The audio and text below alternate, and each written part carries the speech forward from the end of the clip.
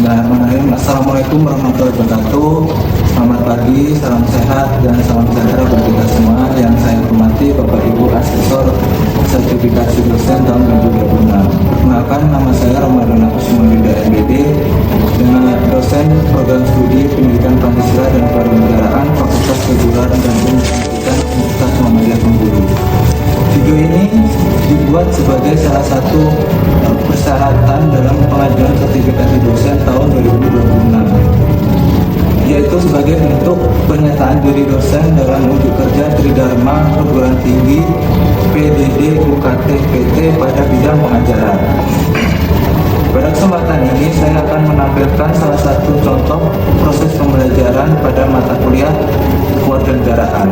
Pada mata kuliah ini merupakan mata kuliah wajib pada program studi Pendidikan Pancasila dan Kewarganegaraan yang memiliki bobot 2 SKS. Mata kuliah ini bertujuan membekali mahasiswa guna mendukung terwujudnya warga negara yang sadar akan hak dan kewajiban serta cerdas, terampil, dan berkarakter sehingga dapat diandalkan untuk membangun bangsa.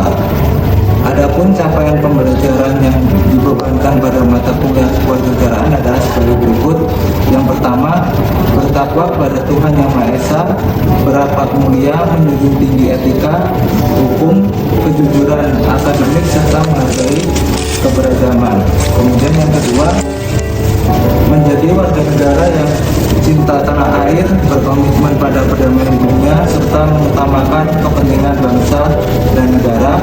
Yang ketiga, menguasai konsep teoritis kewarganegaraan, hukum, politik, sejarah bangsa, serta nilai-nilai Pancasila untuk mendukung profesi PPKN dan aparatur pemerintahan. Yang keempat, menguasai isu-isu kontemporer kewarganegaraan dan pemerintahan dalam konteks lokal, nasional, regional, dan global. Yang kelima, mengidentifikasi, menganalisis, mensintesis, dan menyajikan solusi atas masalah PPKN atau pemerintahan secara tepat, kritis, dan argumentatif. Adapun CPMK pada mata kuliah ini yaitu yang pertama, memahami maksud dan tujuan mata kuliah kewarganegaraan. Yang kedua, menjelaskan secara kritis, objektif, latar belakang dan tujuan pembelajaran PKN di perguruan tinggi.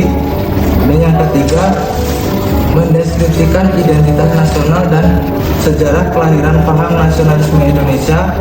Yang keempat, mengemukakan pentingnya konstitusi bagi negara. Yang kelima, mendeskripsikan hubungan negara hukum dengan HAM. Adapun pokok bahasan pada mata kuliah ini yaitu membahas mengenai latar belakang dan tujuan pembelajaran PKN, identitas nasional dan sejarah kelahiran paham nasionalisme Indonesia, pentingnya konstitusi bagi negara, serta hubungan negara dengan HAM. Dalam proses pembelajaran, saya menerapkan pendekatan student-centered learning melalui case method dan project based learning, diskusi kelompok, presentasi, dan refleksi hasil pembelajaran. Melalui case method, mahasiswa menganalisis berbagai permasalahan nyata yang berkaitan dengan isu-isu pendidikan kewarganegaraan. Selanjutnya, melalui project based learning, mahasiswa secara berkelompok menganalisis tentang isu-isu pendidikan kewarganegaraan. Mahasiswa memperoleh sumber belajar dari berbagai buku dan artikel ilmiah yang relevan yang berkaitan tentang pendidikan kewarganegaraan atau isu-isu terbaru tentang pendidikan kewarganegaraan. Sementara itu, sistem penilaian pada mata kuliah ini menerapkan prinsip penilaian autentik yang menilai proses maupun hasil belajar mahasiswa. Penilaian dilakukan melalui prinsip partisipatif aktif mahasiswa dalam diskusi kelas berbasis case method, penyelesaian proyek kelompok melalui project based learning, tugas mandiri, kuis, ujian tengah semester, dan ujian akhir semester. Komposisi penilaian terdiri atas partisipasi diskusi kelas sebesar 20%, proyek kelompok sebesar 30%, tugas mandiri sebesar 10%, kuis sebesar 5%, ujian tengah semester sebesar 15%, dan ujian akhir semester sebesar 20%. Dengan sistem penilaian tersebut, capaian pembelajaran mahasiswa siswa dapat diukur secara komprehensif baik dari aspek pengetahuan, keterampilan maupun sikap. Seluruh proses penilaian dirancang untuk mengukur keterampilan capaian pembelajaran serta mendukung pencapaian pembelajaran lulusan program studi pendidikan Pancasila dan kewarganegaraan melalui pembelajaran aktif, kolaboratif, berorientasi pada pemecahan masalah. Baiklah, selanjutnya saya akan menampilkan salah satu contoh pelaksanaan proses pembelajaran pada mata kuliah pendidikan kewarganegaraan yang dilaksanakan secara tatap muka sebagai implementasi dari rencana pembelajaran semester yang telah disusun. Assalamualaikum warahmatullahi wabarakatuh.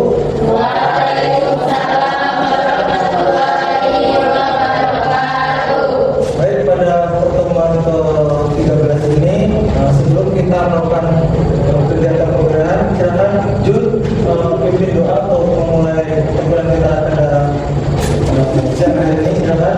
Baik, teman-teman, sebelum kita melaksanakan pada hari ini ada yang kita baca surat dari surat Al-Qas.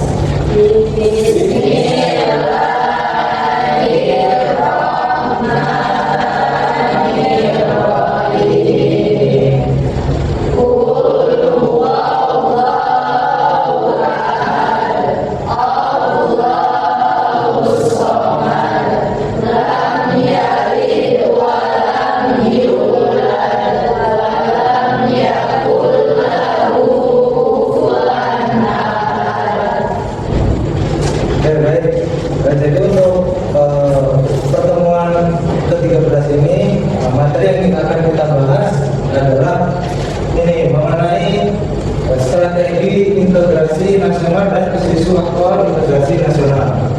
Nah, pada mata poin yang pertama itu kita harus tahu apa itu integrasi nasional. Jadi integrasi nasional itu adalah proses menyatukan berbagai perbedaan yang ada dalam satu negara.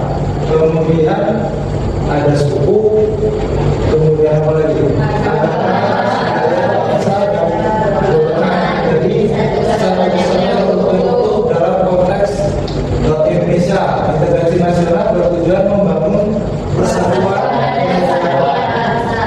dan kesatuan bangsa tanpa menghilangkan keberagaman yang dimiliki setiap daerah. Nah, jadi integrasi nasional ini fungsinya adalah untuk menyatukan masyarakat Indonesia dari berbagai macam suku, bangsa, ras, dan agama. Jadi jika kita bisa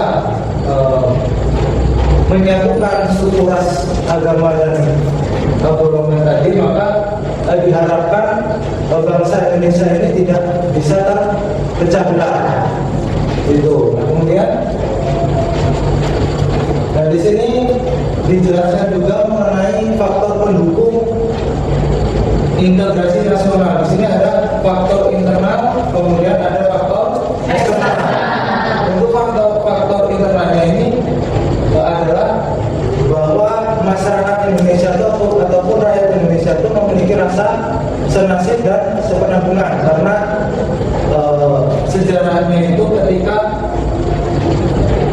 pada penjajahan Belanda itu kita sama-sama dijajah oleh Belanda, kemudian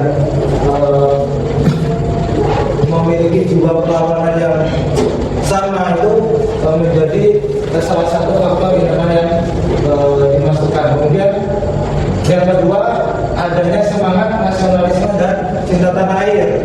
Nah, ini menjadi salah satu faktor juga bagaimana rasa bangga sebagai bangsa Indonesia itu mendorong masyarakat untuk menjaga persatuan serta mengutamakan kepentingan bangsa di atas kepentingan pribadi ataupun golongan.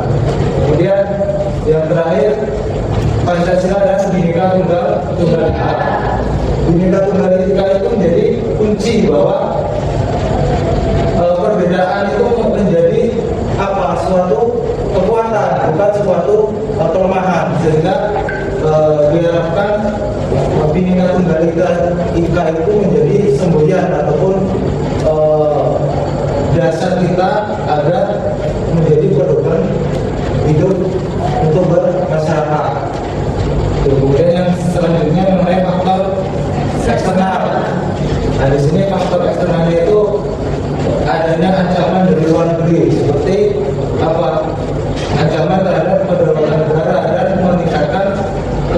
masyarakat untuk bersatu dalam mempertahankan keutuhan NKRI. Jadi ancaman ini banyak, mulai dari ancaman budaya, kemudian ancaman perebutan wilayah itu menjadi salah satu faktor. Kemudian yang selanjutnya ini mengenai perkembangan globalisasi.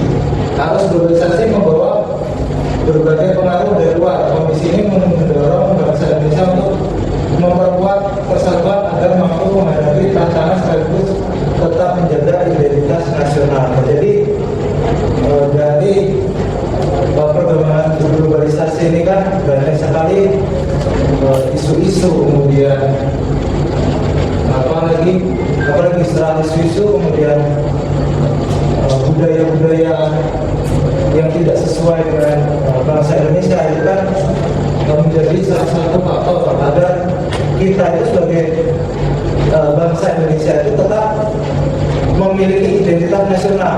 Kita sebagai bangsa Indonesia itu identitas kita apa? Kita terkenal sebagai bangsa yang santun. Kita sebagai bangsa yang memiliki kebudayaan yang banyak. Kemudian kita menjadi salah satu di dunia itu memiliki banyak suku yang ada di suatu negara. Ya. Nah, di sini yang selanjutnya mengenai faktor penghambat integrasi nasional. Nah, di sini ada beberapa faktor. Yang pertama itu kurangnya rasa persatuan dan nasionalisme, kemudian konflik SARA, kesenjangan sosial dan ekonomi. Nah, di sini ada juga sikap individualisme dan meningkat kepentingan golongan, kurangnya toleransi terhadap perbedaan, ketidakmerataan pembangunan antar daerah, penyebaran hoax dan ujaran kebencian, pengaruh negatif globalisasi, masuknya budaya asing yang tidak sesuai dengan nilai bangsa, dan ancaman dan campur tangan pihak asing terhadap kedaulatan negara. Jadi jika kita lihat dari faktor penghambat ini, di situ kan sudah jelas bahwa yang menghambat kita dalam integrasi nasional itu diantaranya, kalau kita melihat isu-isu yang baru-baru ini, banyak sekali konflik yang terjadi di dalam masyarakat itu sendiri. Kemudian kesenjangan sosial juga masih banyak terjadi. Kemudian, karena banyaknya penyebaran hoax ini menjadi akar masalahnya, karena hoax ini menjadi penyebab banyaknya terjadi konflik-konflik yang terjadi di dalam masyarakat itu sendiri. Mungkin itu. Kemudian yang selanjutnya, nah di sini mengenai strategi integrasi nasional. Nah, strateginya apa? Di sini sudah dijelaskan bahwa untuk strateginya itu yang pertama mengenai bagaimana kita mengamalkan nilai-nilai Pancasila itu sendiri. Kemudian yang kedua, kita harus menumbuhkan rasa nasionalisme dan cinta tanah air. Dan yang ketiga, meningkatkan toleransi terhadap keberagaman. Nah, ini masih banyak terjadi di dalam masyarakat. Banyak sekali masyarakat kita itu masih kurangnya toleransi terhadap sesama individu. Mungkin mengenai masalah suku, kemudian agama, budaya. Tapi yang jelas biasanya yang terjadi di dalam masyarakat itu mengenai suku dan agama. Nah, itu yang sering terjadi dan sering sekali mudah diprovokasi antara suku dan agama itu. Kemudian yang keempat, melaksanakan pemerataan pembangunan, dan yang terakhir itu mengenai memperkuat pendidikan karakter dan wawasan kebangsaan. Jadi untuk yang poin 5 ini saya kira sangat penting ya, bagaimana kita itu sebagai bangsa Indonesia harus memiliki karakter yang sesuai dengan nilai-nilai Pancasila, dan kita harus tahu bagaimana wawasan Nusantara kita.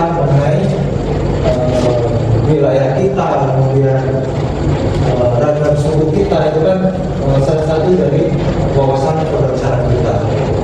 Dan selanjutnya di sini ada isu aktual integrasi nasional. Di sini isu-isu itu tadi banyak sekali yang terjadi dalam akhir-akhir ini. Di antaranya yang pertama itu tentang penyebaran hoax, kemudian intoleransi tadi, sikap yang tidak menghargai perbedaan suku itu sama, intoleransi juga, kemudian kesenjangan sosial, pengaruh budaya asing, masuknya budaya asing, dan yang sering terjadi itu radikalisme. Radikalisme itu kalau di era modern ini mudah sekali terpapar karena kita kan mengakses media sosial itu tidak ada batasannya. Jadi orang itu untuk menyebarkan paham-paham radikalisme ini semakin mudah. Tidak perlu kita tatap muka, hanya melalui media sosial itu kita bisa terpapar mengenai radikalisme. Dan selanjutnya mengenai di sini upaya mengatasi isu-isu tadi itu yang pertama meningkatkan pendidikan karakter. Pendidikan karakter itu kenapa harus kita tingkatkan? Karena anak muda sekarang ini masih dan banyak sekali belum memahami Pancasila, kemudian belum melaksanakan ataupun nilai-nilai Pancasila itu sendiri. Itu kan menjadi faktor-faktor yang menghambat sebenarnya. Kemudian untuk mengatasinya itu tadi kita sebagai mahasiswa itu harus paham bagaimana kita menanamkan nilai-nilai Pancasila, kemudian menjalankan ataupun menerapkan nilai-nilai Pancasila itu di dalam lingkungan masyarakat itu sebagai salah satu contoh saja. Dan yang kedua, untuk menumbuhkan sikap toleransi. Nah ini kita kalau sudah paham mengenai dasar dari kita itu, kita pasti akan memiliki sikap toleransi yang baik, karena di setiap kita melakukan perbuatan ataupun sosialisasi terhadap masyarakat ataupun teman sekelas dalam permainan itu pasti kita tertanam bagaimana kita bertoleransi. Kemudian yang ketiga itu menggunakan media sosial secara bijak. Nah ini masih banyak juga kan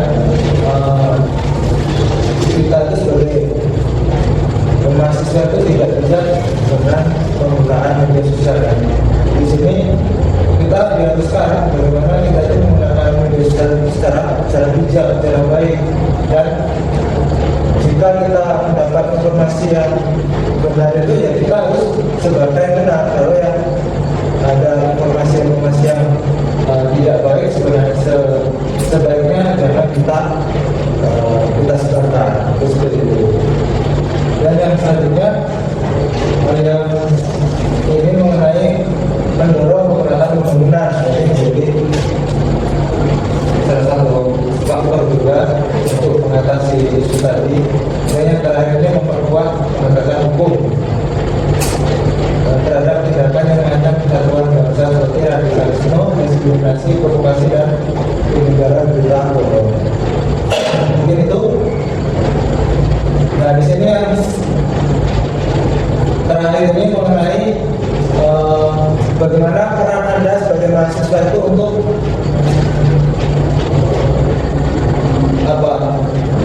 menerapkan integrasi nasional itu dalam kehidupan sehari-hari ataupun di kampus.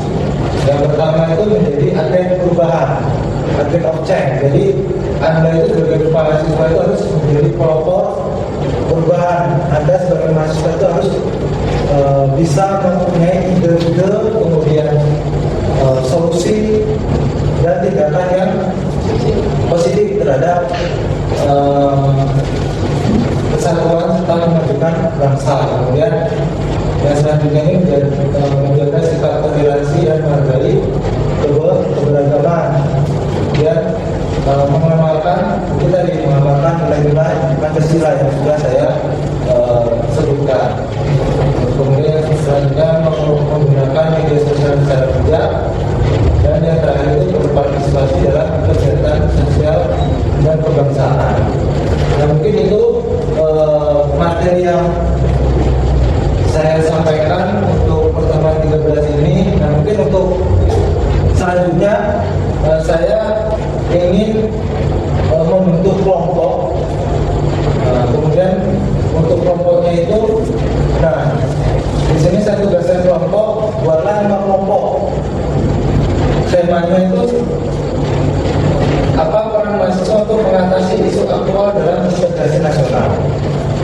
Itu silakan Anda dibagi menjadi 5 kelompok, kemudian nanti Anda diskusikan. Nah, setelah itu yang terakhir Anda presentasi apa hasil dari diskusi yang Anda kerjakan tadi. Itu ya. Baik, silakan Anda melakukan diskusi tentang tema yang sudah saya sampaikan ini. Saya kasih waktu 5 menit ya untuk masing-masing kelompok. Nanti setelah itu silakan untuk masing-masing kelompok mempresentasikan hasil diskusi kalian. Silakan.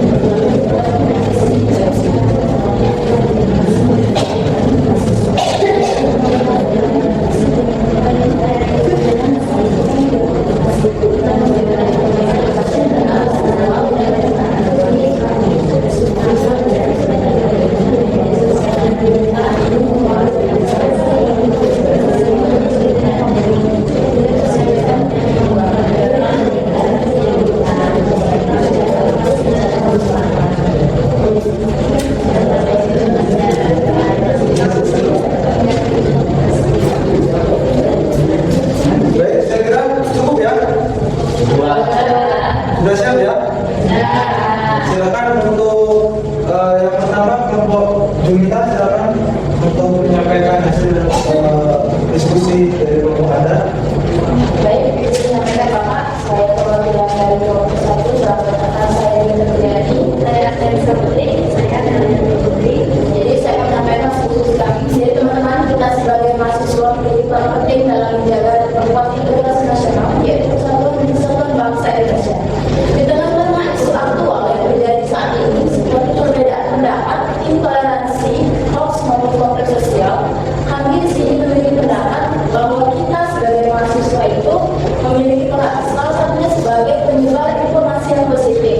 Jadi kita sebagai mahasiswa harus mampu melawan yang namanya hoax maupun ujaran kebencian dengan cara kita memberitakan informasi-informasi yang benar, faktual maupun edukatif di berbagai jaring media sosial. Selanjutnya kita juga bisa menyampaikan kritik yang membangun terhadap isu maupun konflik sosial yang berpotensi memecah belah bangsa dengan cara yang lebih sopan maupun sesuai dengan aturan. Baik Bapak, itulah sudah diskusi kami. Baik, terima kasih Junita. Untuk selanjutnya kelompok Uli, silakan untuk menyampaikan hasil diskusinya mengenai isu aktual dalam integrasi nasional. Silakan. Baik, kami dari kelompok 2, di mana saya, Lianda, dan teman saya ada Sandy dan Saro, di mana berdasarkan yang sudah Bapak jelaskan benar bahwasannya isu yang sedang menghangat sekarang yaitu meningkatnya kasus toleransi dan diskriminasi di lingkungan pendidikan maupun masyarakat, yang mana akibat perbedaan agama, suku, bangsa yang sering terjadi sehingga dapat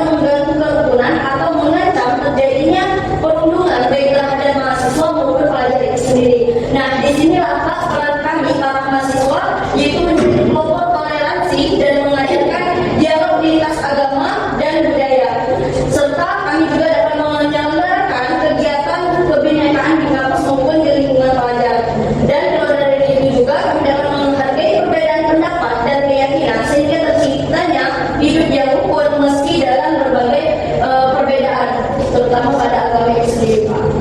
Baik, terima kasih kepada saudara Budi. Silakan yang terakhir ya, Nabila untuk mempresentasikan hasil diskusinya. Baik, Bapak, terima kasih. Kami dari kelompok 3, yang dimana saya Nabila Syarifin, Andre dan Leo. Di sini kami mengisu tentang kesenjangan sosial ekonomi yang muncul, kecemburuan sosial dan benih-benih sekularisme. Yang dimana peran mahasiswa yaitu mahasiswa dapat turun langsung ke daerah-daerah khususnya wilayah 3T yang dimana terdepan, terluar dan tertinggal dengan membawa program edukasi, pemberdayaan ekonomi ataupun peningkatan generasi. Di mana siswa membantu persempit ketimpangan dan memperkuat rasa satu tanah air. Terima kasih. Baik, jadi itu tadi ya mengenai diskusi yang sudah kita lakukan. Jadi untuk kesimpulannya itu bagaimana kita sebagai mahasiswa itu harus paham bahwa perbedaan kemudian apa itu suku budaya itu tidak menjadi hambatan kita sebagai mahasiswa atau sebagai masyarakat untuk tidak toleransi dan sesama masyarakat ataupun sama teman. Jadi intinya dari integrasi nasional itu kita sebagai bangsa ataupun masyarakat itu untuk lebih paham bahwa dengan perbedaan yang kita miliki di suatu negara atau suatu bangsa itu harus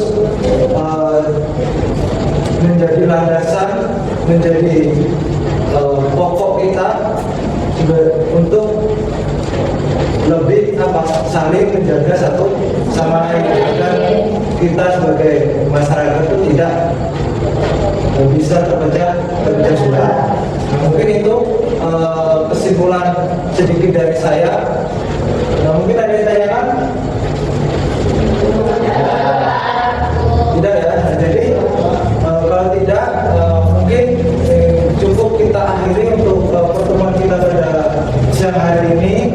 Mungkin kita akan ketemu lagi untuk pertemuan selanjutnya minggu depan tentang materi wawasan Nusantara.